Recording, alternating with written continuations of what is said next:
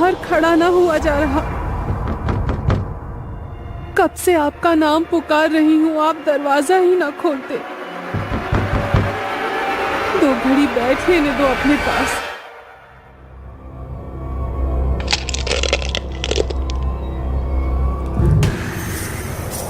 इस कहानी की लेखिका है सोनिया सैनी। 70 के दशक की बात है। उस दशक में गर्मी के मौसम में अक्सर ही घर के मर्द आंगन में बिस्तर लगाया करते थे, लेकिन जैसे ही मौसम करवट लेता, आंगन और छत दिन ढलते ही सुन पड़ जाते। नवंबर का पहला सप्ताह था। हल्की गुलाबी ठंड ने दस्तक दे दी थी। मोहन जिद पर अड़ा था कि वो अभी भी अपना बिस्तर बाहर आंगन में ही लगाएगा। बेटे के दिल की बात वसुंधरा खूब समझती थी। जानती थी रातों को मोहन आज भी पत्नी की याद में आंसू बहाता है। रुक्मणी की याद उसके दिल पर ऐसे बादल बनकर छाई थी कि उसकी मौत के बाद मोहन ने एक बार भी उसके कमरे में पांव नहीं रखा था। कमरे में पत्नी की याद उसे बेचैन ना करे, इसीलिए वो हर रोज आंगन में ही बिस्तर लगाता था। रात्रि का तीसरा पहर रहा होगा।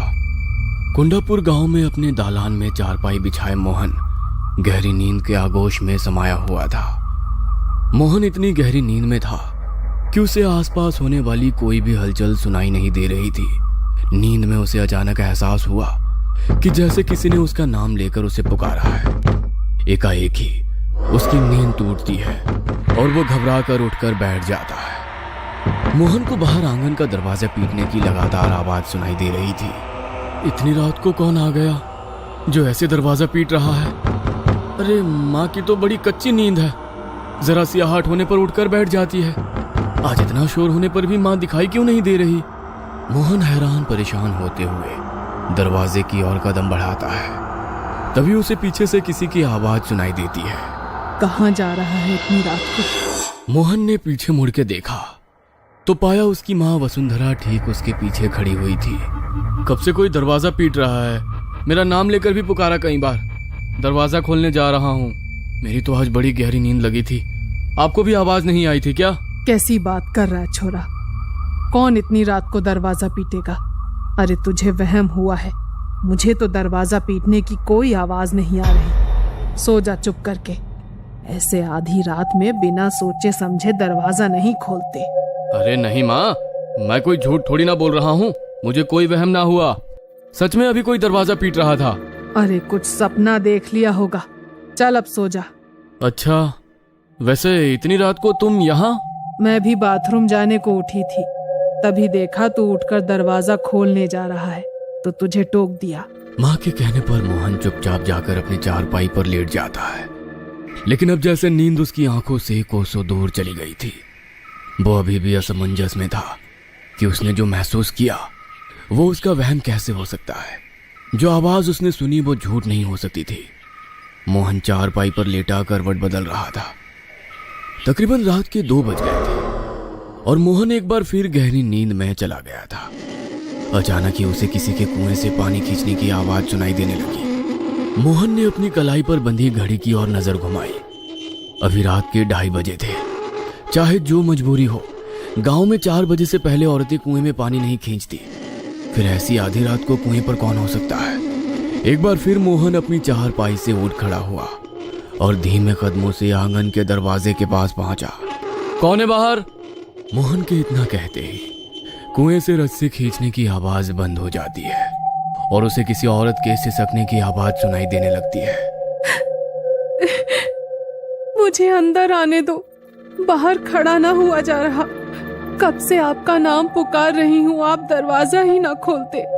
2 घड़ी बैठ लेने दो अपने पास। किसी औरत की करुणा से भरी आवाज सुनकर मोहन दरवाजा खोल देता है। देखता है कि सामने लाल घूंघट ओढ़े एक स्त्री खड़ी हुई है। मोहन उसे लाकर अपनी चारपाई पर बैठाता है। आप भी मुझे पहचानने में गलती कर गई जी। इतनी जल्दी भूल गए क्या मुझे? मैंने आपको कितना पुकारा लेकिन आप सुनते ही नहीं। रुक्मणी, तू है क्या? घूंघट हटा, दिखा मुझे। ये तू ही है ना? मैं तेरी आवाज पहचानने में धोखा नहीं कर सकता। नहीं, ऐसे नहीं दिखा सकती आपको।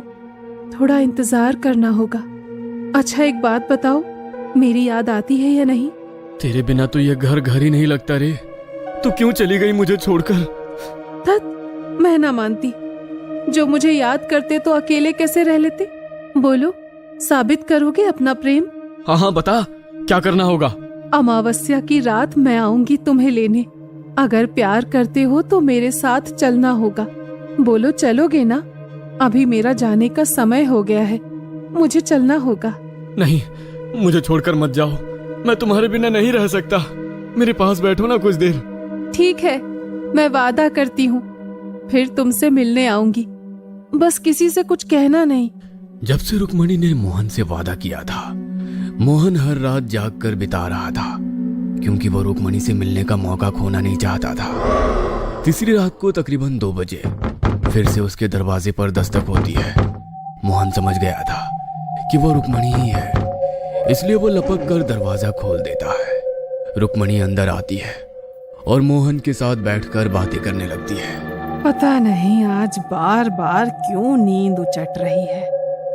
एक बार जाकर मोहन को देखाती हूँ। पता नहीं क्या हो गया इस लड़के को। जब से वो रुक्मणी गई है, ना तो किसी से बात करता है, ना रातों को सोता है। मेरा तो बड़ा जी घबराता है उसके बारे में सोच सोच कर। मोहन की माँ बाहर आंगन की तरफ आती है तो देखती है कि मोहन चारपाई पर बैठा हुआ है। चारपाई के थोड़ा और करीब आने पर वसुंधरा देखती है कि दिन भर एक भी शब्द अपने मुंह से ना निकालने वाला मोहन आंगन में लगे खाली झूले की ओर मुंह करके जाने क्या बड़बड़ा रहा है, और झूला भी लगातार हिल रहा है। मोहन, यहाँ अकेले में बैठा क्या बड़बड़ा रहा है बेटा? चल अंदर चल, ठंड बढ़ रही है, यहाँ तबीयत खराब हो जाएगी। माँ, मैं अकेले नहीं था, वो रुक्मणी है ना यहाँ, उसके साथ बातें करते रात बड़े आराम से कट जाती है। क्या? रुक्मणी? कहाँ है रुक्मणी? वसुंधरा के इतना कहते ही हिलता हुआ झूला अचानक से रुक जाता है। लो, चली गई। उसे तुम्हारा यहाँ आना अच्छा नहीं लगा, तुम्हें गुस्से से देख रही थी। बेटे के मुंह से ऐसी बातें सुनने के बाद वसुंधरा के पैरों तले से जैसे जमीन खिसक गई थी। किसी तरह अपने आप को संभालते वो अंदर गई और जाकर अपने पति को जगाने लगी। अरे मोहन के बापू, अरे उठो। मैं कहती थी छोरे को अकेले बाहर आंगन में मत सोने दो, लेकिन आप लोगों ने मेरी एक बात पर भी गौर ना किया। अरे कुछ पता भी है क्या चल रहा है आपके छोरे के साथ? अरे भाग्यवान, क्या हो गया? क्यों आधी रात को शोर मचा रही हो? वसुंधरा कुछ भी कह पाती, इससे पहले ही उसे चक्कर आ जाते हैं और वो बेहोश होकर जमीन पर गिर पड़ती है। अगले दिन सुबह वसुंधरा को तेज बुखार ने जकड़ लिया था। उसकी हालत इतनी खराब थी कि मुंह से शब्द भी नहीं फूट रहे थे। किसी तरह शाम होते होते बुखार कम हुआ तो उसने मोहन को अपने पास बुलवाया। मोहन, आज के बाद तू बाहर आंगन में नहीं सोएगा, और मैंने पहले भी कहा है, तू हनुमान चालीसा का पाठ किया कर बेटा। तू सच सच बता छोरा, क्या सच में तुझे वो रुक्मणी दिखाई देती है? माँ, जीते जी तूने उसे चैन से रहने ना दिया, अब मरने के बाद तो उसे चैन लेने दे। और मैं बता रहा हूँ, अगर मेरे और रुक्मणी के बीच में आप लोग आए ना तो अच्छा ना होगा। वैसे भी बस 1 हफ्ते की बात है, उसके बाद मैं यहाँ नहीं रहने वाला। क्यों? कहाँ जा रहा है? तू बावला तो नहीं हो गया है? जा रहा हूँ अपनी रुक्मणी के साथ। वैसे भी मेरा मन नहीं लगता अब इस घर में, जहाँ वो रहेगी मैं भी वहीं रहूंगा। होश में आ छोरा, लुगाई के गम में बावला हो गया है क्या? कुछ होश है तुझे? क्या कह रहा है? अरे मर चुकी है रुक्मणी, और मरे हुए के साथ मरा नहीं जाता। अब वो तेरी लुगाई नहीं, एक प्रेत है। खबरदार, जो मेरी रुक्मणी के लिए कुछ कहा तो। अचानक ही मोहन की आंखें सफेद हुई और उसका चेहरा बदला बदला सा लगने लगा। दोहरी सी आवाज में उसने कहा, जब ये मेरे साथ जाना चाहता है तो तू बीच में क्यों आ रहा है? दूर रह वरना पछताएगा। मोहन का ये रूप देखकर घर में सभी सदमे में आ गए थे। उसके बाद किसी की भी मोहन से एक भी शब्द कहने की हिम्मत ना हुई। कुछ देर बाद मोहन थोड़ा सामान्य हो गया था, लेकिन उसके चेहरे पर एक अजीब सी बेचैनी दिखाई पड़ रही थी। अगले 2 दिनों तक मोहन ने ना किसी से बात की, ना ही कुछ खाया पिया। बस बेचैनी में वो हर समय अपनी उंगलियां आपस में रगड़कर अपने कमरे में चहलकदमी करता रहता और रात में सबके सोने के बाद आंगन में अपनी चारपाई लगा लेता। छोरे के रंग ढंग देख रहे हैं जी आप? अरे पूरी तरह से उसके बस में हो गया है। अरे लगता ही नहीं है कि हमारा छोरा है ये। अरे मुझे तो लगता है सच्ची में ले जाएगी हमारे छोरे को वो। कुछ करो, नहीं तो हाथ धो बैठोगे उससे। रुक्मणी मोहन की पत्नी और वसुंधरा की बहू थी। 16 की उम्र में ब्याह कर वसुंधरा के घर आई थी। ससुराल में पति मोहन से प्यार तो मिला, लेकिन सास की नजरों में वो हमेशा खटकती रही। कारण था रुक्मणी का निसंतान होना। ब्याह को 13 बरस बीत गए थे, लेकिन अभी तक कोई खुशखबरी सुनाई नहीं पड़ी थी, जिसके कारण सास वसुंधरा बहू को खरी खोटी सुनाने में कोई कसर नहीं छोड़ती थी।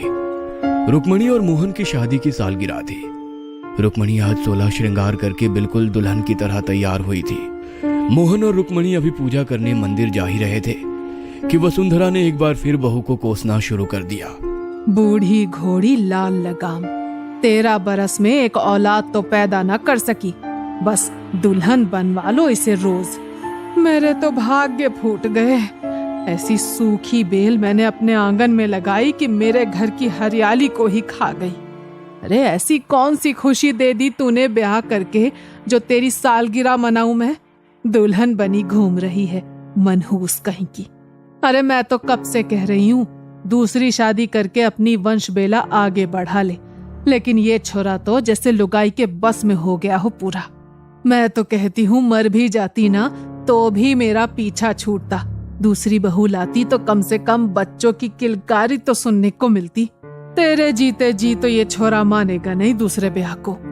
सास का कहा एक एक शब्द आज रुक्मणी के सीने को छलनी कर रहा था। उस पर भी मोहन की चुप्पी उसके सब्र का इम्तिहान ले रही थी।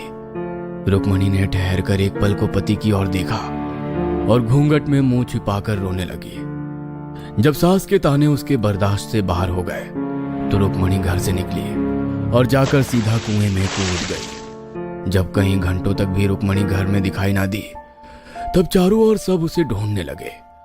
अचानक ही मोहन की नजर कुएं में तैरती उसकी लाल चुनरी पर पड़ी तो उसके मुंह से चीख निकल गई। वह आखिरी बार था जब किसी ने मोहन के मुंह से आवाज सुनी थी।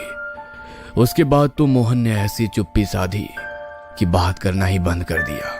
मन ही मन मां वसुंधरा भी बहू की मौत से बहुत दुखी थी। गुस्से में वो रुक्मणी को हमेशा ही बहुत कुछ कह दिया करती थी, लेकिन वास्तव में वो ऐसा कभी कुछ नहीं चाहती थी कि रुक्मणी ऐसा कोई कदम उठा ले। मोहन को रुक्मणी की मौत का ऐसा सदमा लगा था कि वो रुक्मणी की मौत का जिम्मेदार खुद को ही समझने लगा। रुक्मणी की मौत के बाद उस कुएं के पास अजीबोगरीब घटनाएं घटने लगी। कभी वहां से किसी के चीखने की आवाज सुनाई देती तो कभी कुएं के पास खून की छींटें दिखाई पड़ती। कभी खून से सने पांव के निशान मिलते तो कभी कुएं का पानी लाल हो जाता। गांव में दबी जुबान से ये बात होने लगी थी कि वसुंधरा की बहू की मुक्ति नहीं हुई है और अब वो एक प्रेत बन गई है जो अपने होने का एहसास करा रही है। पूरे परिवार में डर का माहौल बन गया था। ऐसे में मदद मांगने वसुंधरा और उसका पति एक तांत्रिक के पास जाते हैं।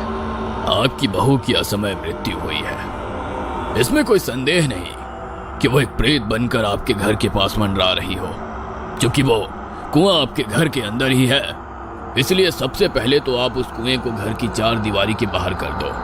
बाबा की बात सुनकर घर का दरवाजा गिराकर कुएं के दूसरी ओर से दरवाजा बनाया गया। अब घर के दरवाजे से कुछ ही कदम की दूरी पर ही कुआं था। सबके मन में डर तो अभी भी था, किंतु बाबा के ऊपर यकीन करने के अलावा फिलहाल कोई और चारा नहीं था। जब से दरवाजा बनवाया था, कुएं के पास होने वाली घटनाएं जैसे थम सी गई थी। वसुंधरा भी जैसे निश्चिंत हो गई थी। अब शायद रुक्मणी की आत्मा उन्हें नहीं सताएगी, लेकिन जिस दिन से उसने अपने बेटे मोहन को रुक्मणी से बातें करते देखा था, उसके रातों की नींद और दिन का चैन गायब हो गए थे।